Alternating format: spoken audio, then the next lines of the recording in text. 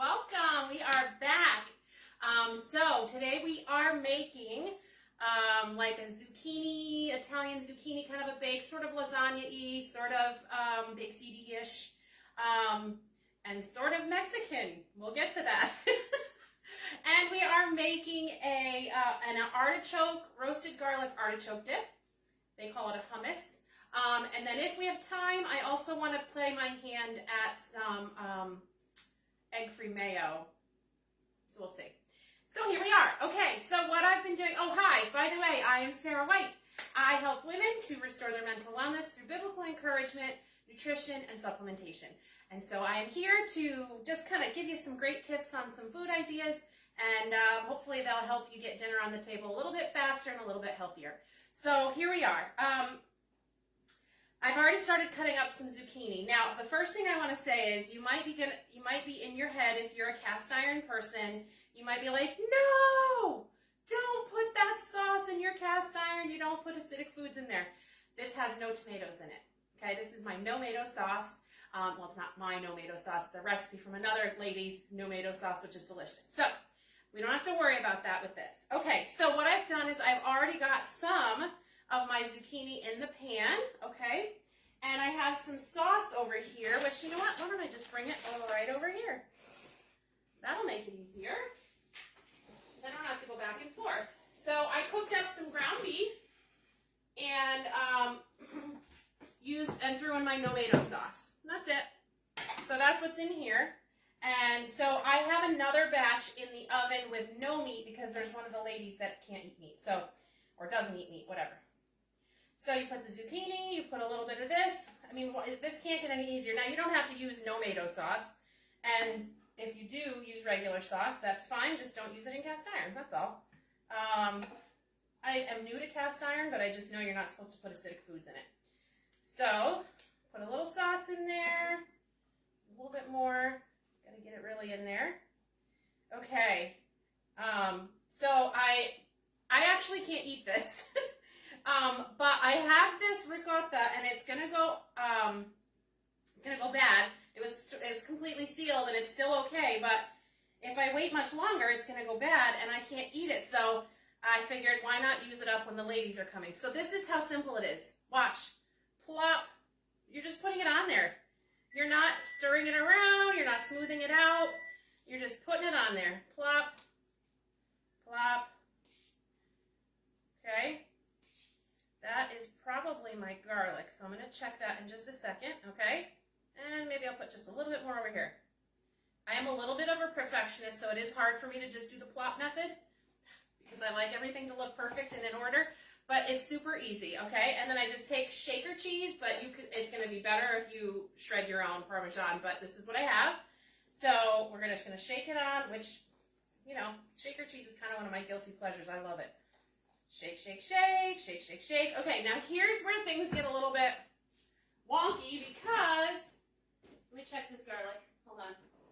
Because I didn't have any mozzarella, but I do have cheese that I need to get used up. So we're going to use Mexican blend. And we're going to just hope for the best. Okay, let's see. You know what, I'm going to put that in for just another couple minutes. I'm not sure it's quite soft enough yet for what we want. And I'll tell you about what I did there in a second. Okay. Go, go. No, not 50 minutes. Holy moly. There we go. Okay. So I have a Mexican cheese blend. So another tip is don't buy a bag of cheese that's already shredded. I'm doing all the wrong things. Anyway, bag cheese that's already shredded, you read through it, and it's got, let me see, cheese, cheese, cheese. And then it's got an anti-caking blend with potato starch, cornstarch, calcium sulfite, and natamycin. This one doesn't actually have whatchamacallit, the wood fiber in it, but it has these starches, and then it has this mold inhibitor. So in order to get your cheese already shredded in a bag, they have to add all kinds of starches in it and all kinds of things. Cellulose, that's the word. A lot of them will have cellulose, which is wood fiber. Gross, as I use it. And then they have to put chemicals in it to inhibit the mold growth. So it's maybe not the best choice, but it's easy, and so and I happen to have it, and it needs to get used up. So we're going to use Mexican cheese in our Italian zucchini bake. That's what I've got. So then I'm going to just finish chopping the zucchini. Now, you can get this all perfect with a mandolin, which is, you don't know what a mandolin is, the thing where you go like this, and the thing has a blade on it, and it slices your stuff for you nice and thin. But a knife works, and I really am trying to make these videos and recipes using things that most people have in their kitchen. Because the thing that I struggle with the most when I watch different cooking things is they're using tools and things that most people don't have. And so it makes it a little tricky to do the recipe if that's the case. Okay, so now we're just going to go around the outside again and then fill in with some more zucchini. I actually may have too much zucchini in here, which is kind of nice because, I mean too much zucchini period, because then I can just use a little bit of meat sauce and I can have a little bit. And so I'll save myself a little bit of the meat sauce. Okay, so that goes in. Now we plop. And we plop. That sounds terrible. Okay, so just use up the rest of this ricotta in here. It's not ricotta. I'm married to an Italian, and I go to a church full of Italians, and I was corrected many times. It's not ricotta. That's how us Americans say it, but that's not the Italian way. It's ricotta. Although there's a couple ways that the Italians say it too, so I suppose I shouldn't tell you how to say it because you might get some Italians mad thinking it's the wrong way still. Okay, there we go. So that uses that up. Boom. Done with that. Okay. And then we're going to put some Parmesan again. Now, I actually would like to put a little basil in here. And I should have done that on the other one, but I think it just looks nice as well. And it adds just that little bit of flavor. Okay, a little bit of basil. If you have fresh, that's great to put right on top at the end. You don't want to put fresh basil on top and then stick it in the oven. You want to sprinkle it on top when it comes out, because if you put it in the oven, it gets all brown and black and burnt up. So you don't want to do that. Okay, so then we put our sauce. This time I put the sauce last because I want to put cheese on top of it. Put the sauce on. Now the zucchini is going to be wet, so you don't have to put, like with noodles, I put a little extra sauce because the noodles soak it up, but the zucchini's not going to soak it up, so you don't have to worry about, you know, drowning it in sauce like you do with the pasta. Yay, there's enough zucchini and sauce for me. Hooray. I was afraid there wouldn't be enough. So now I get to eat too. Okay. So I'll just put this away then. And I'll save that for me. All right, and then we'll put a little more of our Mexican cheese on top. Weird. Okay, get this out of the way so I can work on the next project. All right, put some cheese on there. I'll have to make Richard eat the rest of this cheese and his eggs or something because I want it gone before it goes bad. I don't like waste. A little cheese on top. Just get it spread out to your cheesy nut likeness. Likeness? I don't know, whatever the word is. However much like cheese you like. Let's go with that. Okay, so I'm just going to sprinkle a little more basil on top. Because it's dry, so it's okay. You can do that. And that just gives it a nice little pretty look. And so here you go. Can you see it? Now we have this Italian/Mexican bake. Okay. So I'm going to take out our garlic. Look at that. Look at that for timing. Perfect. Okay. I have the other one in the bottom oven. Yes, I have 2 ovens in my stove. It's the best. If you get another stove and you like to cook, do it. Throw this in here, and turn the heat down because it was high for that. I don't really know how long to cook it for. I just cook it until it's bubbly and brown on top. So I'm kind of making this up as I go. All right, roasted garlic. You can do it whole. It goes faster if you do it like this. So I have an entire head of garlic. This is a head, this whole thing. This is a clove, okay? So I did an entire head of garlic. And then, that's for the Mayo, put that out of the way. I also did, and I'm going to do this in my blender and then just rinse it out for the Mayo because I don't want to get another device out. So we also have 1 can of artichoke hearts. Okay, so I used the Native Forest. I did not look at the ingredients list because I ordered it from the grocery store for pickup. And it has artichoke hearts, water, sea salt, and citric acid. So on AIP, we're not supposed to have citric acid, but I am not on it as the same way that some people are. I'm on it just for the elimination portion and then, you know, adding foods back in. So it's okay if I have a little bit of citric acid. So just so you know, if you're on AAP, you want to look for a brand that does not have citric acid, okay? So I put it in a strainer and then I squished it down with my fist because it said to squeeze out as much of the water as possible. So we're going to put the artichoke hearts in the blender. It says food processor, but I think this will work. Okay, and then how do you get this garlic out of here? Well, it seems to be just all these layers just peeling off and I can't pick it up. Ow, hot! Okay. So what I'm going to do is I'm going to take my tongs, oh, it's slipping out, and I'm going to squeeze it out. Okay, it just squeezes right out, falls right out of the paper. Ah! Unless you drop the whole thing in. It's a little hot. Normally I would let it cool first, but I'm trying to do this so that you guys can see it. Okay, so, oh, well that one went flying away. Some of them just came right out onto the foil. Pick those up. And I'm going to actually keep a couple pieces of it aside for my mayo because it's supposed to be a garlic mayo. And I thought it would be nice with this roasted garlic, a little more mild. So that's the thing with roasted garlic, it's more mild. And you don't get that sharp. You would never put an entire head of garlic with 1 can of artichokes, just in general, because it's way too sharp. It's because it's roasted, it gives it more of a mild flavor. Can't get these 2 out without getting the others out, so let me... Whew, it's hot. Hot, hot, hot, hot, hot. Whoops, I dropped a little skin in there. Let me get that out. Okay, last one. There we go. Okay. Pick this one up, throw it out. All right, so put that in here. Put this on the side. I need to clean my hands off. Hold on. All right.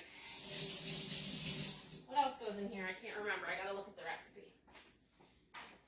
All right, what else goes in here? Oh, some olive oil and some lemon juice and some salt. Right. Okay, so olive oil we need, you know, I literally just looked at it and I had to look again. 3 tablespoons, so sure, let's go with that.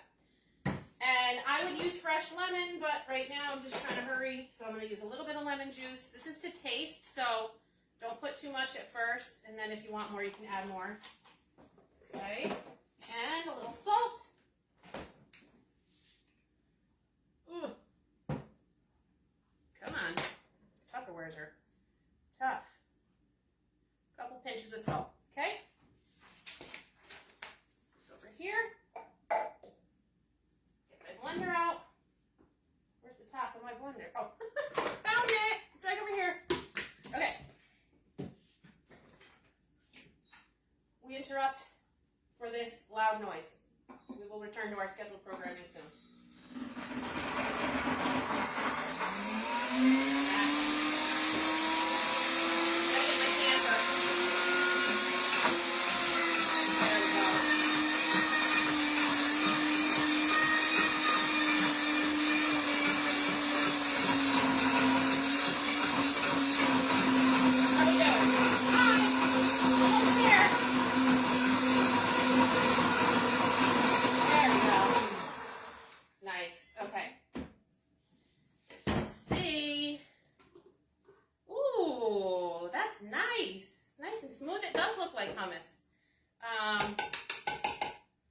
Okay, let's do this.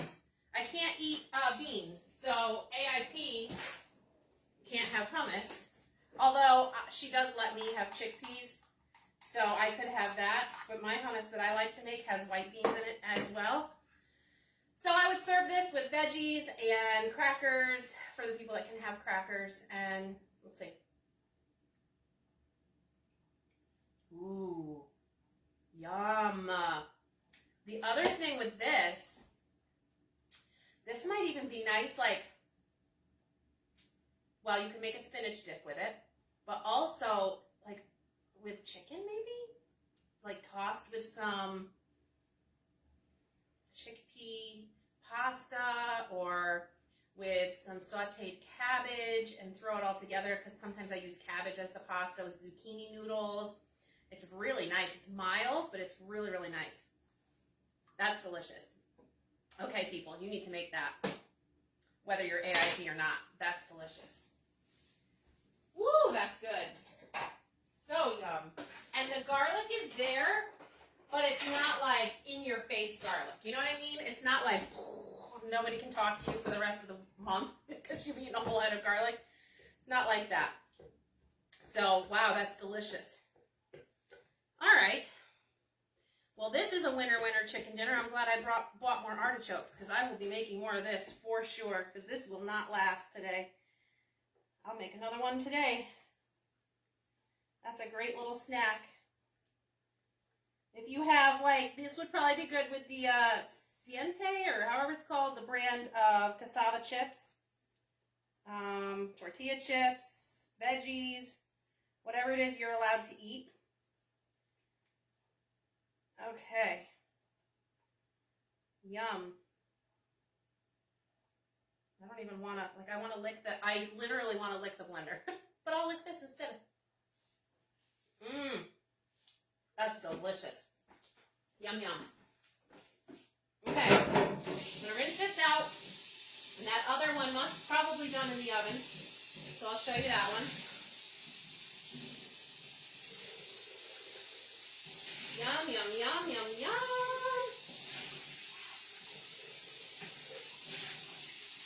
Okay, that was amazing. Okay, so that's our dip, ready to go. So good. I'm going to put the rest of this garlic back in the blender now, and it's cool enough that I can squeeze it out. Okay. There's one more in there. And I dropped a little skin again. And I have this one more that stayed whole when I cut it. So we'll throw this in here too. Okay.